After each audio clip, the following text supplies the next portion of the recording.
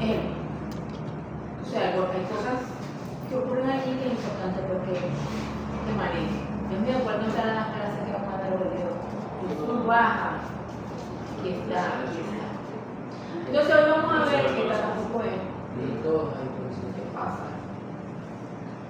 ¿Qué me pasa, Chucho?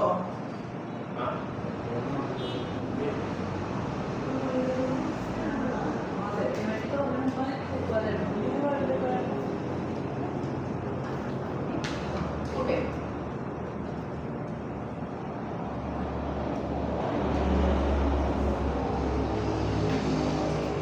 47 diapositivas, déjame ver, no voy a seguir en esa la que ¿dónde está ahí?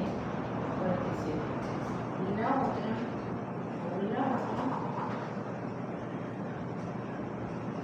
Y me avisan a las 3:30 tenemos que terminar porque tengo que hacer otra cosa.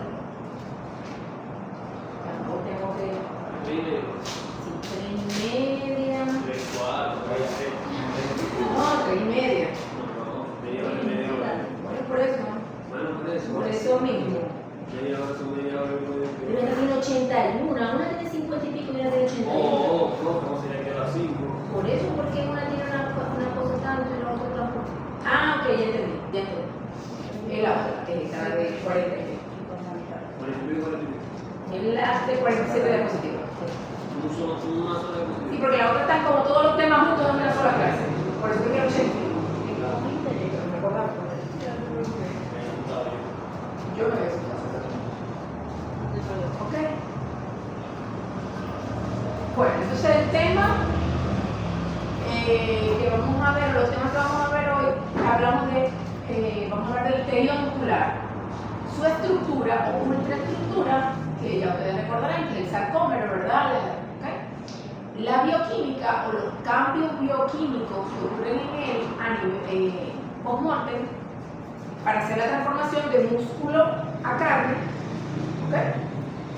Y básicamente la composición de esa carne, como está compuesta entre proteína, grasa, agua, ¿okay? Porque me interesa mucho para las clases que vienen, ¿okay? Cuando nosotros definimos carne, nosotros cuando conceptualizamos, ¿verdad? Decimos que son tejidos que provienen de animales, que se utilizan como alimento, ¿okay? Y que tienen un predominio de tejido muscular, realmente, ¿no? Obtenido en las condiciones que ya hemos visto, bajo condiciones higiénicas, bajo unos cuidados, controles, permisos, ¿ok? Con predominio de tejido muscular, pero no es el único tejido. Ya sabemos que la carne puede tener tejido graso, puede tener en algunos casos huesos, o en algunos cortes, puede tener tejido nervioso, algunos vasos sanguíneos pueden estar ahí, pero en su mayoría es tejido muscular. Algunos cortes pueden venir con piel, otros sin piel, en el caso del cerdo o del pollo. ¿Okay? Según Comenin, podemos definir carne, y me gusta mucho esta definición para que entendamos el momento en que transformamos el músculo, todo ese tejido muscular en carne. Es el tejido muscular que ha entrado en la fase de maduración después del rigor mortis. Entonces, aquí hay un momento, que es el rigor mortis. ¿Qué es el rigor mortis? ¿Qué tienen ustedes por rigor mortis? Cuando se queda tieso el animal. Cuando se queda tieso el animal. Es porque no Claro, tiene. eso que ocurre luego de que el animal deja de. O sea, se muere, ¿no? Se muere. ¿Okay? ¿Pero qué es para ti? ¿Qué entiendes tú cuando yo te digo rigor mortis? ¿Qué está ocurriendo, María? Los músculos están Todos los procesos químicos o metabólicos que ocurren luego de que no. Los procesos bioquímicos y metabólicos están ocurriendo antes que ocurra el O rigor sea, mortis. todo desciende, te deja de funcionar todo y por lo tanto. No todo desciende, te vas a dar cuenta. Eso lo vamos a ver hoy. pero el músculo queda contraído porque no tiene. Eso. Cuando todo ocurre, todo lo que vamos a ver ocurre, todos los procesos bioquímicos, el descenso, el aumento, lo que vaya a ocurrir, es este proceso que está ocurriendo, que puede ser lenta o rápidamente, dependiendo de la temperatura, del almacenamiento, en fin. Una etapa. Aquí está el músculo, ocurre el rigor mortis, este es el límite. En ese momento, todos los sitios de unión entre la actina y la miosina están ocupados, el músculo está en su mayor grado de contracción, porque no es lo mismo que yo alce, imagínense todos los puntos de unión que yo tengo que hacer para mover un teléfono. No es lo mismo que yo mueva un teléfono a que yo quiera levantar la mesa esta. ¿Okay? Tengo que hacer mayor fuerza en los puntos de contracción. El momento de mayor dureza del tejido muscular es cuando todos los sitios de unión entre todas las actinas y miocinas se unen, se conjugan y se forman los puentes de actomiocina. En ese momento ocurre una contracción que es irreversible. ¿Irreversible por qué? Porque hay unos elementos que ya no están disponibles, ATP, o sea, no quiero entrar en detalle para no confundirlo, sino que tengamos la idea, ATP para yo poder despegar, porque yo necesito ATP para pegarlo y para despegar. Entonces, como ya no tengo energía, me quedan todos los sitios de unión contrarios, y ese es el mayor grado de dureza. Posterior a ese rigor mortis, que es como el límite, según lo que dice allí, ha entrado en la fase de maduración posterior al rigor mortis. Entonces, después del rigor mortis, comienza el proceso de maduración posterior. ¿Okay? Y de cuando ya comienza el proceso de maduración, en esta etapa es que yo digo que tengo carne. Antes de eso no es carne. ¿Okay? Para que tengamos la barrera en la mente de cuándo sí y cuándo no. ¿Qué procesos estaban ocurriendo antes? Ya lo vamos a ver. Entre ellos. Rigor mortis es que cadáver. El rigor mortis es la contracción, la dureza. Ajá, pero rigidez cadavérica. Pero mientras está el rigor mortis es cadáver, no es carne. Cuando es rigor mortis es carne. Ya comienza a iniciar el proceso de carne. Ahí marca. Antes de la carne es músculo. No hablamos de cadáveres porque como no lo comer. No, porque me acuerdo que decir una vez dijo eso y me acordé. Bueno, porque de eso usan las cosas, una terminología que se entiende desde el punto de vista fisiológico, pero no aplicable al punto de vista de alimento. O sea, no nos expresamos así de una comida, ¿ok? De un alimento. Pero pues, ciertamente, yo diría que todo, para mí todo es un cadáver. Porque ¿qué es un cadáver? Tenemos que definir qué es un cadáver. Es lo que es todo aquello que no tiene vida. No hay cadáver de 24 horas, de 48 horas, de 78. Todos son muertos, o sea, no va a dejar de estar muertos. Lo que pasa es que hay unos cambios a nivel muscular que hacen que ese tejido muscular cambie sus características y lo podamos llamar carne. Y no músculo, porque es diferente. El músculo es diferente de lo que es el tejido carne. Diferente desde el punto de vista de características, de propiedades. Si por decirlo así, el tejido muscular lo fuera arrancado antes que no muriera, ¿sabría diferente? ¿Cómo lo vas a tratar de crear en el mar? Para poder arrancar un trozo de carne tiene que estar Como muerto. está diciendo que el rigor mortis ya es carne, y antes que entonces. Músculo. El músculo es ahí, ¿sabría diferente? Sabe. De hecho, yo no sé si ustedes han tenido la oportunidad de probar carne madurada. ¿Han oído el término una carne madurada? Es como carne cruda, pero preparada. No es carne cruda, puede ser cocida. Pero ese proceso de maduración que ocurre después del rigor mortis dura muchos días. ¿El jamón ibérico? Es un producto cárnico madurado. Crudo madurado solo vamos a ver. Pero no, yo te hablo de. Es un producto cárnico, para que no nos confundamos. Yo te hablo de carne fresca, que no es fresca, es madurada. O sea, carne normal, no un embutido. Carne madurada. La carne, a medida que yo la maduro, yo logro romper esos puentes de unión entre la actina y la miocina, de grado es. Lo hacen unas enzimas proteolíticas propias de la carne, como ya vamos a ver. Y lo que hace es que la carne sea más blanda, porque la carne que está muy contraída es muy dura. O sea, el punto de mayor dureza de la carne va a ser el punto de la rigidez cadavérica. Ahí ya es carne. Pero fíjate que nosotros decimos que es carne cuando ya comienzan los procesos de maduración. O sea, hay que darle un tiempo. Por eso es que las canales la sacrifican y a las 24 horas de frío después es que la sacan al comercio. Y entre más días ella tenga allí, que tenga más días de muerto el animal, se están dando esos procesos de maduración. La carne va a ser más tiempo. En el caso que él pregunta, yo pudiera decirte que una carne que el animal se acaba de morir, al tener una hora y yo lo desposte y saque ese corte ese corte, ¿verdad? Va a ser mucho más, quizás al inicio va a ser mucho más blando que la carne, porque no ha llegado a la ley de Carver al inicio. Pero ese desprendimiento, como las fibras están unidas a los tendones y los tendones a los huesos, eso hace que haya una tracción. O sea, que ella no se acorte libremente, sino que hay algo que la jala, ella se va a cortar, pero hay algo que la jala hasta cierto momento para que ella no se acorte a voluntad. Entonces, después de la de la dejas aquí, eso va a llegar al proceso de rigor mortis igualito. Entonces, esa se va a cortar, la fibra se va a cortar más. ¿Ok? Entonces puede llegar a ser mucho más dura que una que no haya descostado. Por ejemplo. Eso para que entendamos así como el proceso lógico de transformación, pero lo vamos a ver en detalle. Recordemos cómo está organizada esa carne, ¿no? La carne hay dos elementos que es lo que más me va a interesar a mí, hay muchos otros, pero digamos que tienen dos que tienen mucho peso: el tejido conectivo y el tejido muscular. ¿Por qué? Porque el epitelio es proporcionalmente nada, los nervios que puedan quedar allí también proporcionalmente son en volumen, es muy poco, entonces no tiene como un efecto directo. ¿Efecto directo sobre qué? Sobre la terneza de la carne. ¿Quién me va a dar la dureza de la carne? El tejido muscular, ese grado de contracción en que queda ese tejido muscular, el tamaño de la fibra muscular, el trabajo de locomoción que haya hecho el músculo, la edad del animal, o sea, cosas que vean inherentes al desarrollo o no de esa fibra muscular.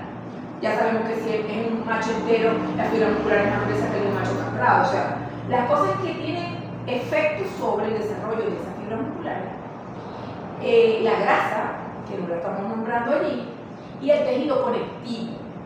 El tejido conectivo es cuando ustedes ven la carne, esas bandas que ven como blancas o plateadas, que son fibrosas, que no es grasa. Ese es el tejido conectivo. El tejido conectivo es lo que traduce el movimiento de la contracción muscular, para que lo entiendan. Los músculos se acortan, pero los músculos están conectados, las fibras musculares están conectadas con los vasos musculares, con los paquetes y con los músculos en diferentes dimensiones por el tejido conectivo. Y ese tejido conectivo a su vez está unido con un tendón, y el tendón se inserta en los huesos. Entonces cuando ocurre la contracción muscular chiquitica en el sarcómero, todos los sarcómeros se van acortando, se jalan los tejidos conectivos, se jala los tendones y mueve el hueso. Y se produce el movimiento. ¿Okay? Es lo que lo amplifica, para que lo entendamos de esa manera, lo traduce en la movilidad o en la locomoción. Si no hubiera esa inserción con los huesos, ¿cómo se van a moverlo? El esqueleto, ¿cómo lo va a lograr? ¿Okay? Entonces, ese tejido conectivo tiene un papel importante en la movilidad, tiene un papel importante en la dureza de la carne, porque el tejido conectivo, a medida que avanza en edad, el animal se vuelve más inmaduro, no es más inmaduro, se vuelve más maduro, al revés, y se hace más maduro, y la maduración de este tejido conectivo está asociada a la formación de unos enlaces que llamamos disulfuro entre las moléculas de ese tropocolágeno, que lo hace difícil de degradar. ¿Okay? Eso ocurre en animales que tienen más edad que animales jóvenes en comparación. Pero también a medida que yo ejercito más los músculos, tengo mayor locomoción, también voy a tener mayor cantidad de tejido conectivo. Entonces tengo dos vías por las que me va a afectar: la cantidad de tejido conectivo, que tendrán algunos músculos mayor cantidad que otros, y el grado de maduración de ese tejido conectivo. ¿Okay? Son las dos cosas importantes en ese aspecto. Ya vamos a hablar de ello en detalle. Entonces, de esta estructura nos vamos a quedar con dos: tejido conectivo y tejido muscular. No vamos a tocarlo hoy. El tejido conectivo a nivel muscular se organiza de esta manera: epimicio, en ese orden, de afuera hacia adentro. Epi, afuera; endo, adentro. Epimicio, que es el que pega con el tendón, lo ven ahí en el dibujo. Perimicio, que es lo que envuelve cada paquete o cada haz muscular. Y endomicio, que es lo que envuelve cada fibra muscular o célula muscular o miocito. Entonces, el endomicio envuelve la fibra 10, 18, 20 fibras forman un haz muscular. Ese haz muscular está envuelto por el perinecio y 15 haces musculares envuelven el fascículo y el fascículo está envuelto por el perinecio. El perinecio conecta con el tendón con el hueso y listo.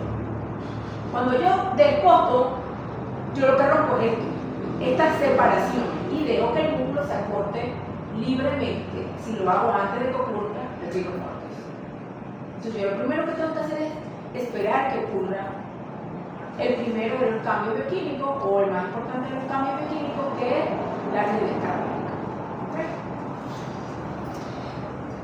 Ahí entienden todo, eso se entiende claramente, ¿verdad? Aquí está, fíjense, el perinecio envolviendo, fíjense que hay unas 18 o 20 fibras envolviendo, y la fibra muscular envuelta cada una de esas fibras musculares por el endomisio. ¿Sí lo ves? ¿Cómo tú siempre sentas por atrás? Siempre te sentas acá. ¿Ah? Date adelante. No creo que decir en TV. Sí. ¿Verdad? ¿Ok? Esa fibra muscular, esto que tenemos aquí, esta fibra muscular tiene las mismas estructuras, organizada de otra manera, que cualquier célula. ¿Qué tiene una célula? Histología, núcleo, citoplasma, membrana, mitocondria, ribosoma, retículo sarcoplásmico, tiene lo mismo, pero es diferente a las otras células. ¿Por qué? Porque no es una célula como redonda o hexagonal, o sea, una célula pequeña, no. Es una fibra larga, es una célula larga. ¿Okay? Esta fibra muscular o miocito, ¿okay?, tiene una membrana que se llama sarcolema, que tiene tres capas, una externa, una central y una interna. ¿Okay? Y la externa se une con el endomisio. Tiene un citoplasma que se le llamaría aquí sarcoplasma, tiene núcleos en plural porque es una célula polinucleada, ¿okay? A lo largo van a verse los núcleos, tiene mitocondrias, en esas mitocondrias están las enzimas oxidativas acumuladas.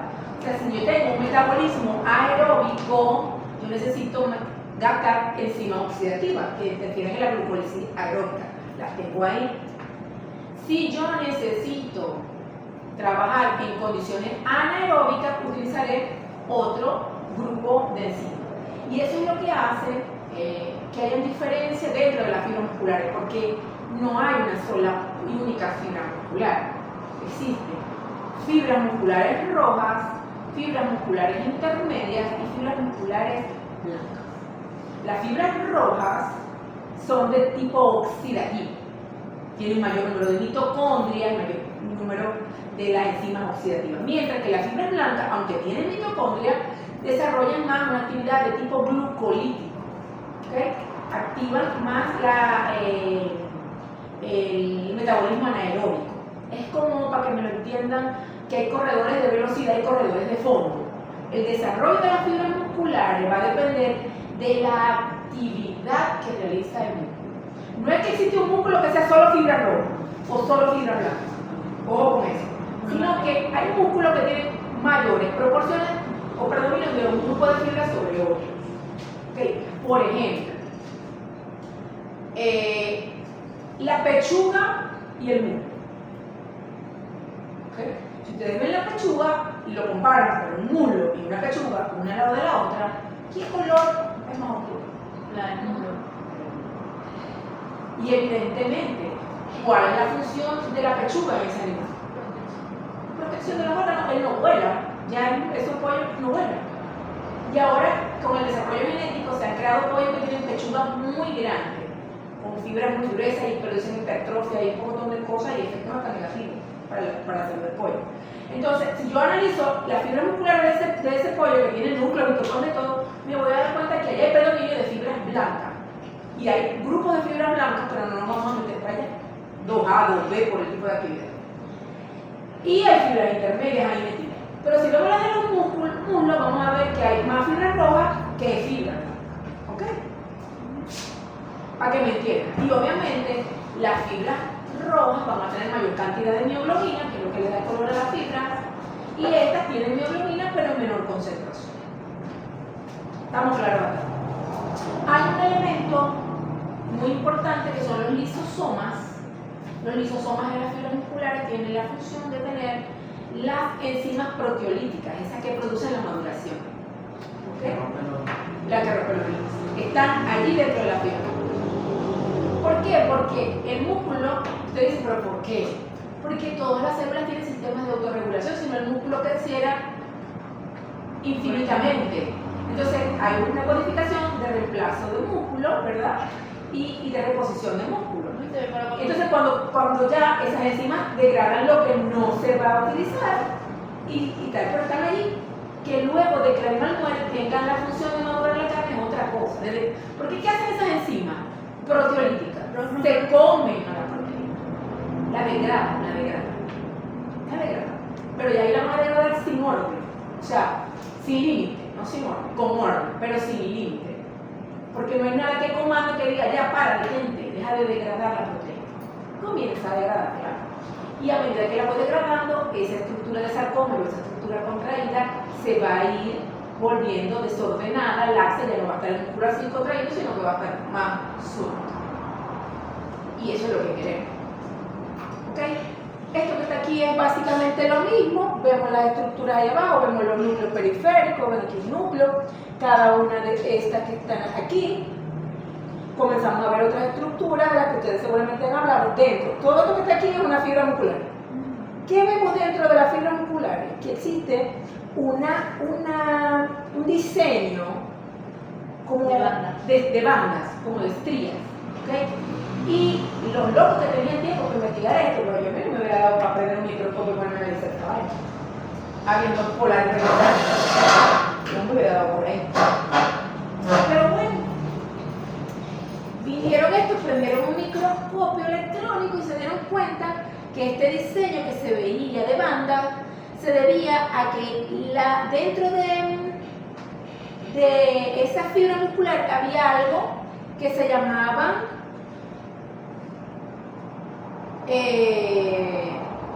filamentos. Aquí creo que se lo puse aquí. Miofibrillas.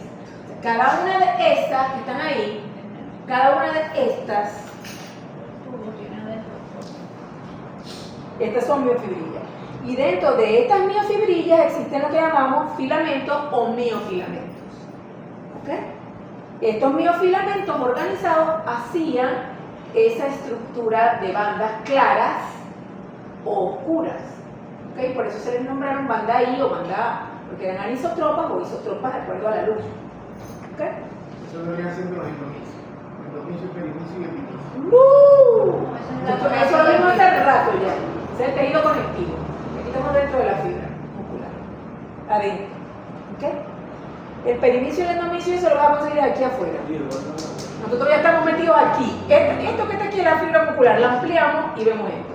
¿Ok? Ya está en la banda. Ya está aquí dentro de las bandas. Entonces tenemos fibra muscular. La fibra muscular adentro tiene unas estructuras que solamente tiene la célula muscular, que son las miofibrillas. Y esas miofibrillas están formadas por miofilamentos. Los miofilamentos en el microscopio, cuando yo amplío, se ven que unos son gruesos, más gorditos, y unos son delgados. El delgado está constituido en su mayoría por la actina y el grueso está constituido por la miosina. Esto que está aquí es básicamente lo mismo. Vemos otra organela que es muy importante en la fibra muscular, ya en esta imagen, que cubre cada una de esas miofibrillas. Está por debajo de la membrana, imagínense el sarcolema, por debajo de la membrana, ¿verdad? Pegado o abrazando a cada una de las miofibrillas está el retículo sarcoplásmico o sarcoplasmático, que es el almacén de calcio. ¿Okay? Ahí está el calcio. Ya después veremos para qué sirve el calcio. ¿Okay? Estos miofilamentos que vemos aquí, o filamentos, los conseguimos marcados aquí en azul o rojo como filamentos de miosina, que son los rojos, que parecen un espermatozoide enrollado así con dos cabecitas. ¿Okay? Cada filamento está constituido por por muchas, pero van en su pareja. sí, van enrolladas. Luego de que se enrollen cada una, se van muchas veces se van enrollando dentro de ese cordón grueso o filamento grueso, que es la miosina, y el filamento delgado está constituido por la actina, en su mayoría. ¿Okay? A su vez, la actina, que es esta que está aquí azul, que es una proteína globular, son como una perlita, como un collar de perla, cada 7 o 8 globulitos de actina hay unas proteínas dependientes al calcio, que son la troponina, las 3 que están aquí.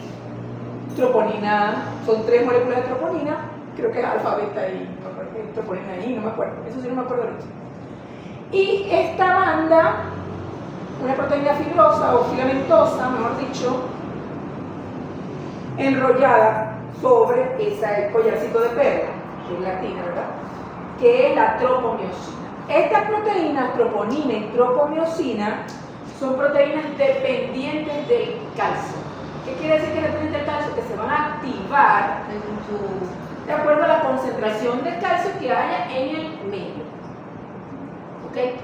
Cuando se produce la contracción muscular, el estímulo que viaja por vía nerviosa llega a la membrana, depolariza la membrana, se libera acetil-CoA, ¿verdad? En los sitios de unión, las placas neuronales, se libera acetil-CoA, y ese acetil-CoA produce esta depolarización y produce que se active o se contraiga. Esto viaja por lo que llamábamos túbulos T, que están asociados al retículo sarcoplásmico, y viaja por aquí y produce que salga el calcio al medio.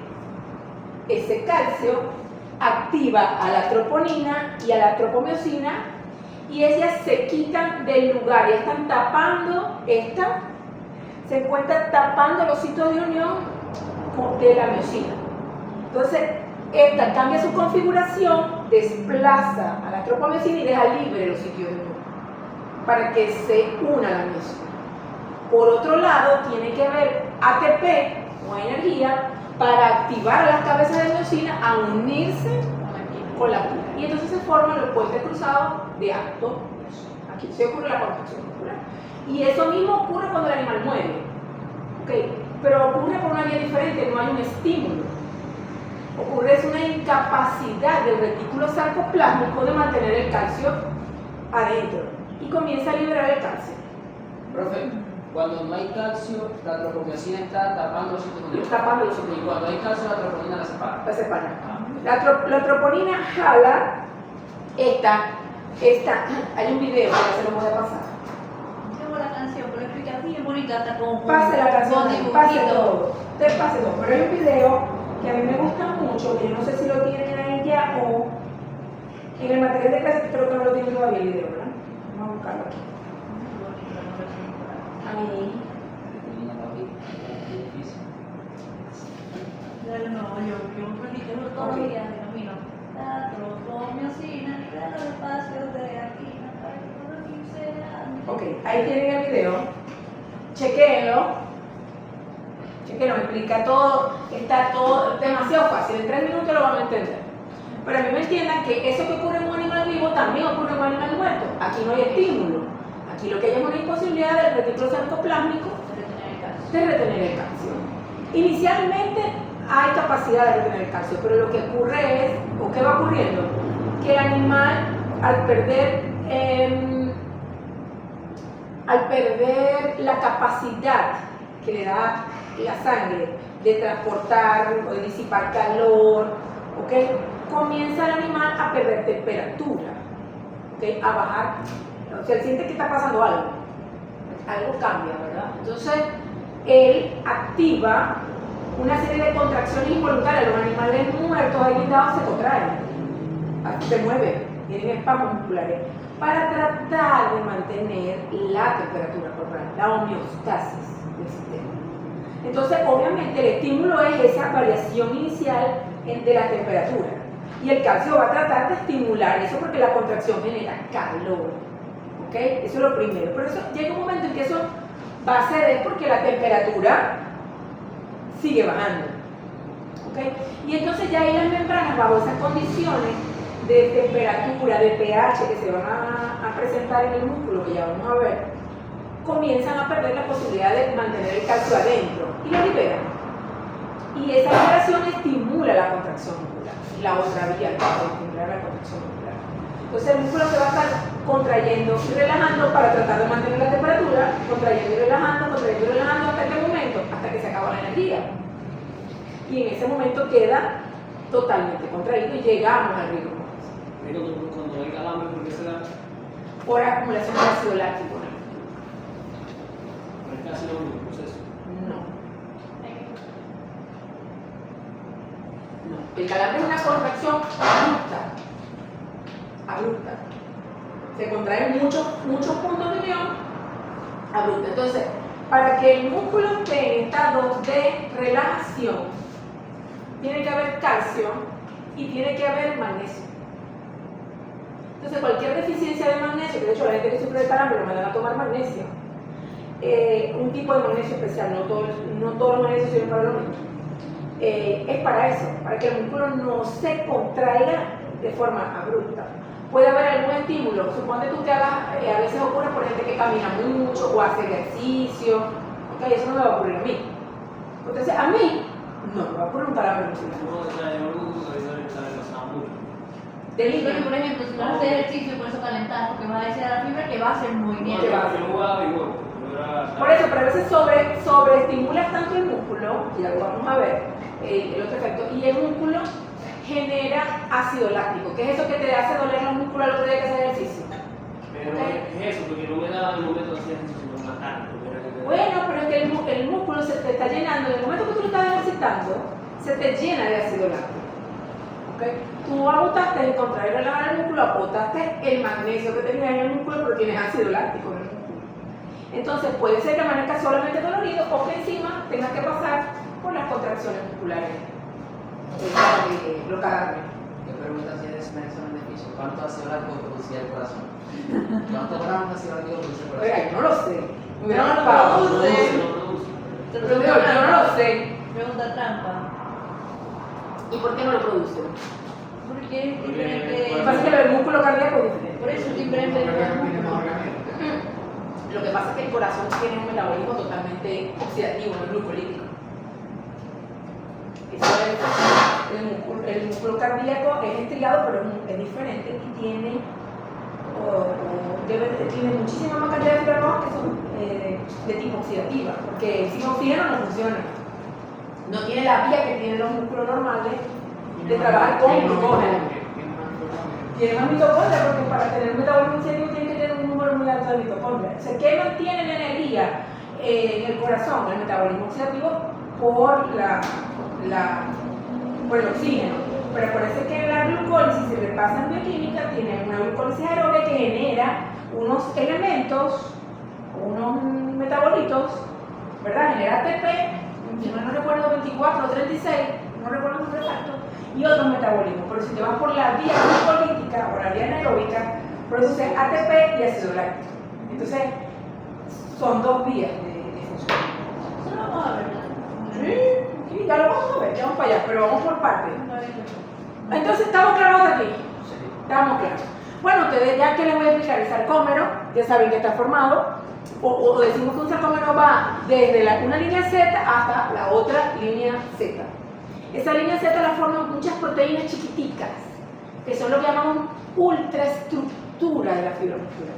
Ahí está la titina, la nebulina, las proteínas Z, son un poco de proteínas chiquiticas que forman como el anclaje, ¿no?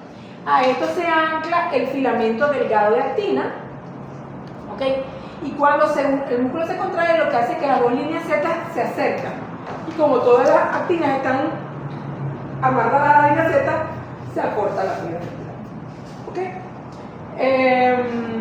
Entonces, va de línea Z a línea Z el sarcómero. El sarcómero está compuesto por dos media banda I, ¿ok? O sea, esto es una banda I y esto es otra banda I, las bandas claras, ¿ok? Un sarcómero va de aquí a aquí, tiene dos media banda I, una banda A, la banda A tiene una zona clara, porque en esa zona clara no hay cabeza de miocina, sino solo las colitas, tiene y una línea aquí que llamamos línea M, una banda A tiene una zona H, que es esta zona clara, y esta línea que es como un anclaje. Si yo agarrara eso y en vez de presentárselo así, le diera la vuelta y se lo pusiera de frente, se ve como muchos hexágonos juntos. Es como lo que amarra las miosinas, ¿okay? Como un panal de venta. Imagínense un panal de venta. Entonces por aquí va las miosinas y esto está amarrando todas las moléculas de miosina, ¿okay? Es como el eje de donde se amarra.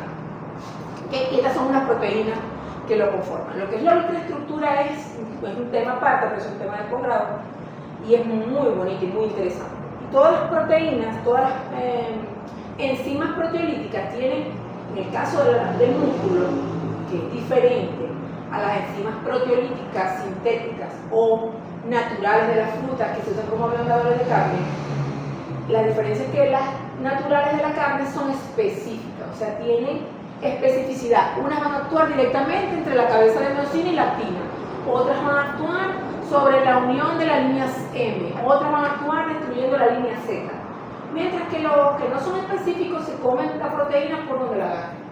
Y la textura de la carne cambia, la degradan demasiado, se vuelve pastosa, ¿okay? No es tan agradable. Ok. Terminamos el músculo, si quieren toman 3 minutos de video o lo ven en su casa por Wi-Fi, que salimos mejor, más barato. ¿Okay?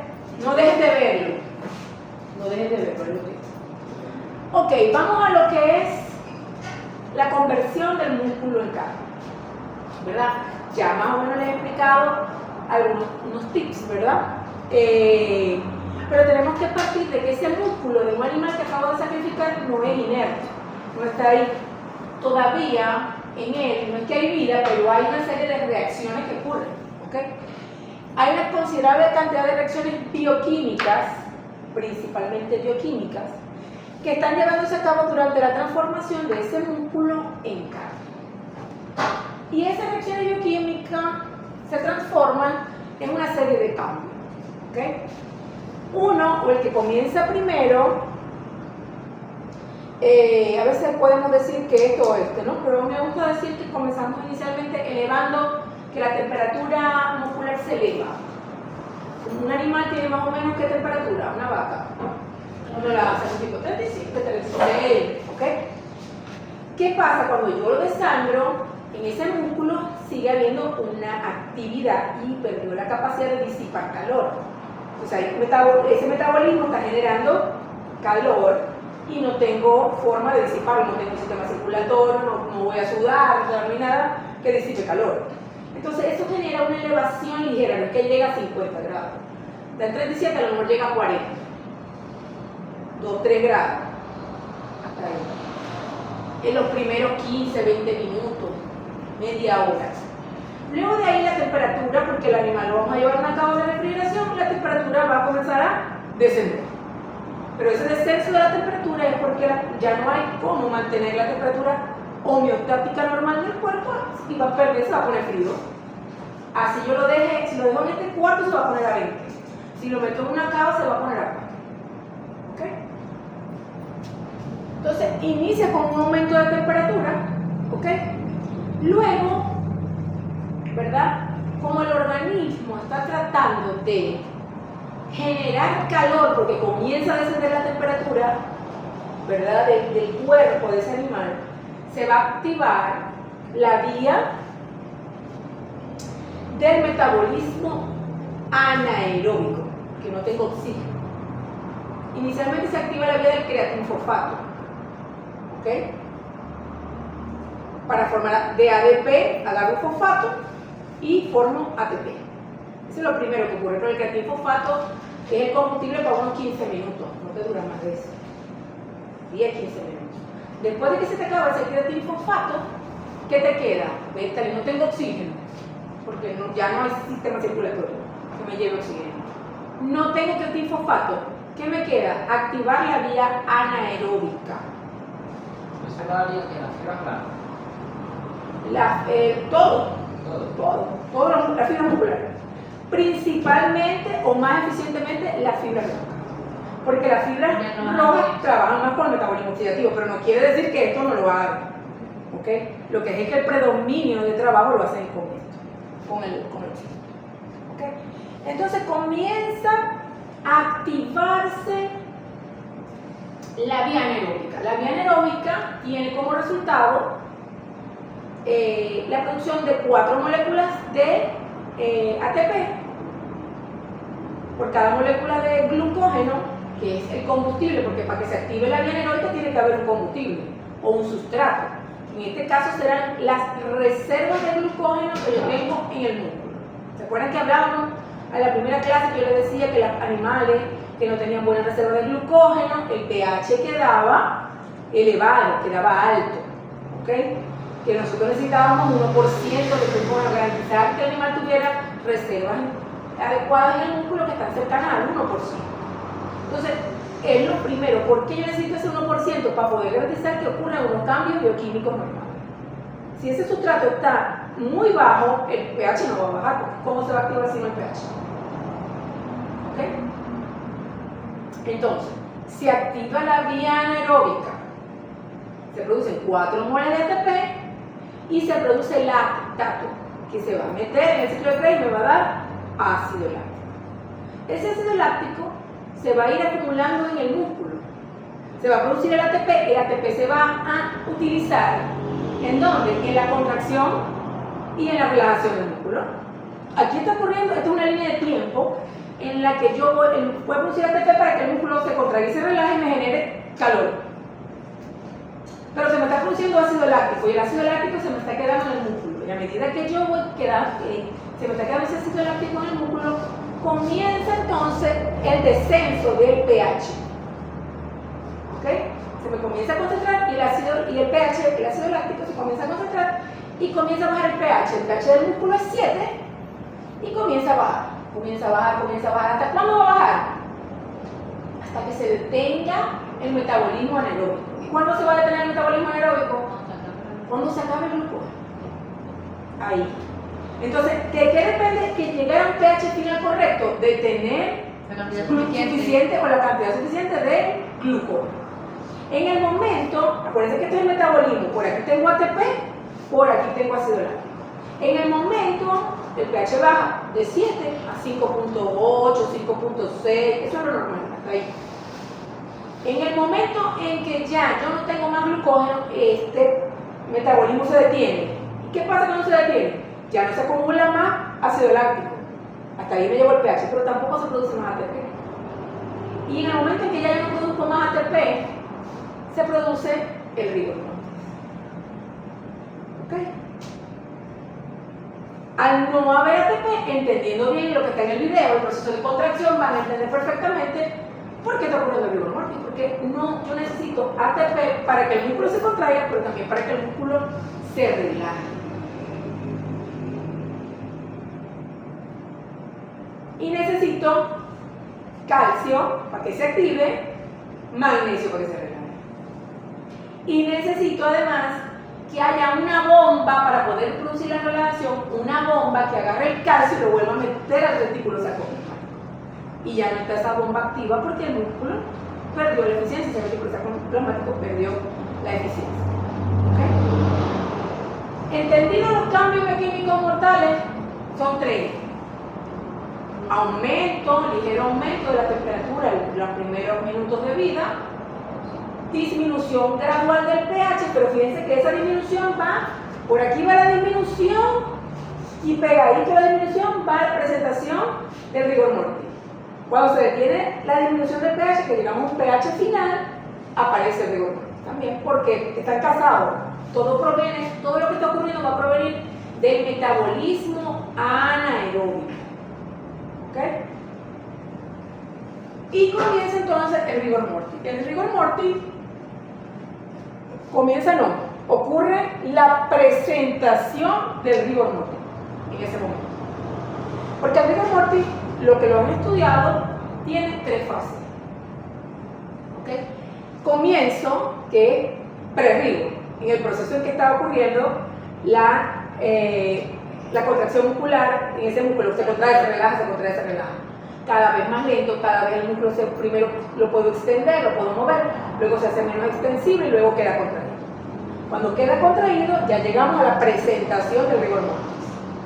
Y por rigor mortis es lo que llamamos resolución, o sea, degradación de eso que es lo que llamamos, a esa fase de resolución, maduración. Pero todo se estudia dentro del concepto de rigor mortis, porque todos esos cambios ocurren con mortis. ¿Ok? Entonces hablaríamos de que ocurriría la presentación del rigor mortis. ¿Dudas? ¿Está claro? De todas maneras, pues si tienen dudas, aquí les dejo la chuleta de cómo ocurre. Se las voy a leer, que ya lo expliqué. Luego de la muerte se hace el aporte de oxígeno y de nutrientes. ¿Ok? Y eso activa el metabolismo, esto es un resumen. Activa el metabolismo anaeróbico. Ya se acuerdan que aquí falta el carbohidrato, ¿no? Activa el metabolismo anaeróbico. A partir de transforma el ADP a ATP. Hola, Ibu, investigar. Vía creatinfosfato. Formación de ATP vía creatinfosfato. Eso ocurre en el animal vivo y en el animal muerto, es lo mismo. ¿Ok? Si tú te quedas sin glucógeno en el músculo, lo que te va a salvar es el creatinfosfato. Inicialmente, porque para que vuelva a haber glucógeno en el músculo tiene que haber un tiempo de reposo en que yo saco el ácido láctico del músculo, lo llevo al hígado y el hígado me manda glucógeno otra vez por sistema circulatorio al músculo, porque eso ocurre en un tiempo. ¿Okay? Que se hagan todas las señales. Si no hay sistema circulatorio, eso no va a ocurrir. Entonces ni saldrá el ácido láctico ni llegará el glucógeno. Ok, entonces se activa el metabolismo anaeróbico a partir del glucógeno como única fuente de ATP. Ya en ese momento. Al agotarse el glucógeno, ¿verdad? Se agota el ATP, aquí dice disminuye el ATP, evidentemente. Va a ir disminuyendo el ATP hasta la producción de ATP hasta que se agota. Y al agotarse el ATP ocurre una contracción irreversible con extensibilidad nula, o sea, no se extiende, que llamamos rigor mortis, que llamaríamos presentación del rigor mortis. ¿Okay? Esto está acompañado, esto está acompañado, ¿verdad? De que esa activación de la glucólisis anaeróbica provoca un descenso del pH por acumulación del ácido láctico, ¿verdad?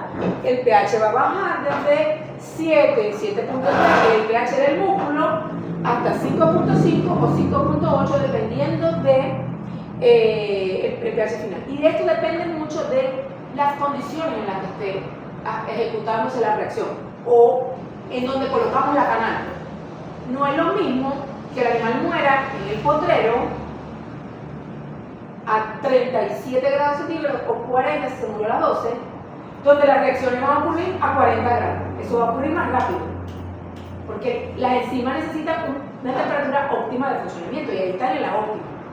¿Okay? Aquello lo meten en una cava de refrigeración que lo que hago es que le resto velocidad a la enzima y hago que el proceso sea más lento. ¿Okay? Entonces eso depende de la temperatura básicamente y de la tasa metabólica muscular. ¿Okay? De los animales. Los cerdos tienen tasas, por efecto de hipertermia y de otros fenómenos, tienen tasas metabólicas aceleradas y logran bajar el pH en una hora. ¿Ok? Si tienen sobre todo los genes estos de sensible del gen R y RB. El contenido de glucógeno varía con la especie, con la raza, con el nivel de nutrición, con el tipo de músculo y con la fatiga o el estrés previo al sacrificio. Por eso decíamos que los animales tienen que tener un buen reposo de mínimo 12 horas antes de ser sacrificado para que cualquier cosa que haya ocurrido antes, que haya agotado esa reserva de glucógeno, el animal tenga tiempo para que el organismo saque el glucógeno del hígado, lo mande para el músculo, saque el ácido láctico y lo mande para el hígado. Antes de yo sacrificarlo. Si yo lo bajo de un camión y lo doy del palazo de una vez, a lo mejor el animal no tiene glucógeno y el pH no va a bajar, que va a quedar arriba. Y vamos a tener entonces carnes de FD, que tienen un defecto pues, en esa transformación. ¿Okay? En el caso del cerdo, la disminución del glucógeno es muy rápida, en el vacuno es más lenta, las tasas metabólicas es lo que te está hablando. ¿Okay? Lo mismo. Esto que está aquí es lo mismo que tienen en el video, ¿ok? Pero en efecto en imágenes. Imágenes, ¿no? Fíjense cómo el músculo está en estado de relajación, ¿verdad? Para que esté en el estado de relajación, el ATP está pegado a la cabeza de miocina, ¿ok? Se libera el calcio. Fíjense aquí cómo está la troponina, la tropomiosina tapando los punticos amarillos que serían los centros de unión, ¿ok? Viene el calcio. ¿Dónde está el calcio? Por allá. ¿Ok? Ok, viene el calcio. ¿Ok? Desplaza los sitios de unión, se escinde el ATP a ADP, se activa con el ATP, lo degrada, y ya lo que tengo es ADP, y el ADP se une a los sitios de unión, ¿verdad? Para que él mueva la cabeza o haga el efecto de articulación de la cabeza o de látigo, se libera de la molécula de ATP, que es la última energía que necesita. Él necesita energía para fijarse y energía para jalarlo. Entonces le usa ATP, ADP. Se libera el ADP y se une. Y ahora tiene que relajarse. Viene la molécula de ATP otra vez, se fija, lo escindo el ATP a ADP nuevamente y me queda en estado de relajación. ¿Okay? Entonces, si no tengo ATP, ¿cómo va a quedar el músculo? Así. Por eso que me sirve el creatinfosfato, porque el creatinfosfato a lo mejor llega y me transforma estos ADP en ATP y el ATP me trabaja aquí. Pero después que el creatinfosfato se me acaba, lo único que me queda es el metabolismo para producir ATP. ¿Ok? ¿Qué sería la TFD? ¿Qué? La carne de FD. No te entendí la pregunta. La carne de FD. ¿Qué pasa con ella? Estaría aquí que no tiene, queda así en esta posición. No, la carne de FD no tiene que ver con eso. No tiene un defecto porque el animal entró el estrés justo antes de... En la carne de FD, en la carne PCD y en la carne de FD, en la PCD es un poco diferente, pero ligeramente. Ocurre exactamente lo mismo en todas, en todas. ¿Qué es lo que va a hacer? A ver, ¿qué es lo que va a hacer que aunque ocurra el proceso igual, este proceso de contracción, relajación en todas, una sea FD, una sea normal y una sea PC? La cantidad de ácido láctico, El pH. ¿Qué es lo que te genera el pH? O sea, que El ácido láctico. ¿Pero por qué se produce el ácido láctico? por el metabolismo Por el anaeróbico. Por el glucógeno. ¿Qué es lo que te va a hacer que una carne agarre por una vía o por la otra? Es la reserva de glucógeno. Si tengo poco glucógeno, el pH va a quedar alto porque ¿cómo voy a producir glucógeno? Si tengo una cantidad buena de glucógeno, el pH me va a quedar normal. Ahora, ¿por qué ocurre la PCE, que es la que está el pH más bajo? Eso depende del estrés y la tasa metabólica, porque aquí el mismo sustrato, el mismo 1%, en vez de degradarlo lentamente en 18 horas, que es la tasa metabólica normal, 16, 18 horas, lo voy a degradar en una. ¿Okay? Y eso es lo que me genera la carne PCE, no la concentración de glucógeno, sino la velocidad con la que baja el pH. ¿Okay? Pero el proceso es el mismo, porque al final todas van a quedar, en todas se va a producir rigidez cadavérica, en todas va a ocurrir esto. Lo que pasa es que ocurre en momentos diferentes, con concentraciones de glucógeno diferentes y concentraciones de pH.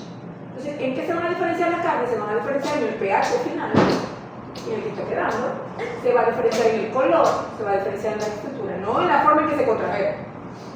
Aquí estoy explicando solo el proceso de contracción para que entiendan cómo esto ocurre en un animal vivo. Esto es el animal vivo, pero en un animal muerto va a llegar un momento en donde ya no hay ATP, ya no hay y me va a quedar el músculo aquí. ¿Okay? Si nosotros viéramos eso y empezamos a usar el cerebro a las preguntas del examen, yo les pregunto, en el estado pre-rigor, ¿cómo se encuentra? Yo se les pongo el ATP, el ácido láctico y el glucógeno. Glucógeno ATP alto, glucógeno alto. y el pH normal, o sea, 7. Normal o alto, si comparas con el toque bajo. ¿Y qué más fue que dije? Ok, eso lo pueden entender cuando tienen esta flechita, por eso les pregunto, porque a veces la pregunta que les coloco de selección tienen ese tipo de tics y patinan que no entienden nada. ¿Cómo está ocurriendo todo dentro de ese proceso? ¿Cómo está el ATP en pre-rigor, en rigor y en post-rigor? Bueno, el ATP en pre-rigor está alto, porque hay metabolismo. Mientras esté el metabolismo anaeróbico, yo estoy produciendo ATP y ácido láctico. Ah, pero quizás el ácido láctico todavía es bajo, porque estamos iniciando. No es lo mismo al final, que llegamos al punto final donde el pH es alto, pero el ATP es bajo, porque ya no hay metabolismo. ¿Ok? Y esto, ¿cómo es al principio? ¿Cómo es cuando es el rigor? Ya esto es cuando es por rigor, que es la maduración. A mí lo que me interesa aquí es el calcio, porque se acuerdan que las proteínas, no se acuerdan, hay muchas enzimas que degradan las fibras musculares que son dependientes del calcio. Entonces todo ese calcio que quedó en el medio lo vamos a usar las enzimas proteolíticas para degradarlo y que se active lo que llamamos resolución de la maduración. ¿Ok? Dios hace todo perfecto. Así estaría un sarcómero bien estructuradito al inicio del rigor. ¿Ok? Pero en el rigor, lo que yo ¿qué estoy viendo ahí? Que el sarcómero, fíjense que aquí yo veo la banda ahí, ¿ven? Cuando el músculo se contrae, ¿qué hago? La actina es esta y la miosina es esta. Hago así. Esto se jala para acá y se mete la actina dentro de la miosina. Entonces, cuando el músculo está contraído, la banda ahí se vuelve muy pequeña o desaparece. Aquí la veo clarita, ¿ven? Esta es la línea Z, aquí la veo desaparecida, porque el músculo está, todos los sitios unidos están contraídos. Entonces, la banda ahí desaparece. Pero ya en la resolución ya no tengo forma de nada. Se degradó la línea Z, se separó, aquí todo ya se está volviendo más desordenado, más laxo, más tierno. ¿Okay? Cuando ustedes buscan carnes maduradas van a conseguir diferentes tecnologías, que las vamos a ver en clase también. Van a conseguir una que se llama Dry Age, Dry en inglés, Dry Age, que son carnes maduradas por 121 días, 180 días. Carnes costosísimas, carísimas, que venden en restaurantes así prime, sobre todo en Estados Unidos. Aquí la cultura de consumir carne madurada no es tanto. El sabor de esto es mucho más intenso, más fuerte que una carne fresca. La textura es mucho más blanda y por eso es que se paga, porque la gente se quiere comer un trozo de carne que asado que se le deshaga en la boca. Y alimenta igual. Y alimenta exactamente igual, pero eso se digiere más rápido. ¿Okay? Pero la textura, una carne, nadie le gusta comerse un trozo de carne dura, a nadie. Entonces poder comerte un churrasco que, coño, madurado y que esté blandito y los sabores intensos, es muy sabroso. ¿Okay? Si entendieron de dónde van a sacar la respuesta, analicen siempre esto. Esto es glucólisis, glicoglucólisis. Aquí la tasa de glucólisis es alta, aquí es baja porque ya no hay más glucógeno. O lo que es lo mismo, glucógeno, en vez de glicólisis es glucógeno. Aquí el glucógeno es alto, aquí no. Ácido láctico, ATP. Esto es otro elemento del que vamos a hablar, que es capacidad de retención de agua. La firmeza tiene que ver con la extensibilidad, que al principio el músculo es menos firme, más flojo, y cuando el músculo llega a rigor mortis se vuelve duro. ¿Ustedes han tocado un cadáver? Eso es tiesa, una tabla. Así se vuelve la carne, tiesa también. Entonces aquí el músculo es inextensible. Y el pH final que va de aquí a aquí y este es el rango de pH. Pero ¿cuánto dura ese proceso más o menos? ¿Cuál? Todo eso. Esto, de aquí a aquí, Al último, ¿no? depende, no, hasta el último no, de aquí a aquí, O sea, depende de la especie, depende de la temperatura en la que va a ocurrir. Pero en digamos, un proceso controlado normal, en una cámara de refrigeración, de bovinos puede estar durando unas 16-18 horas, hasta 24 horas, porque el frío lo hace más lento. Ahora, si la vaca se te muere en el potrero, en 2 o 3 horas está así, porque la temperatura acelera la tasa metabólica. ¿Okay? Es otra cosa.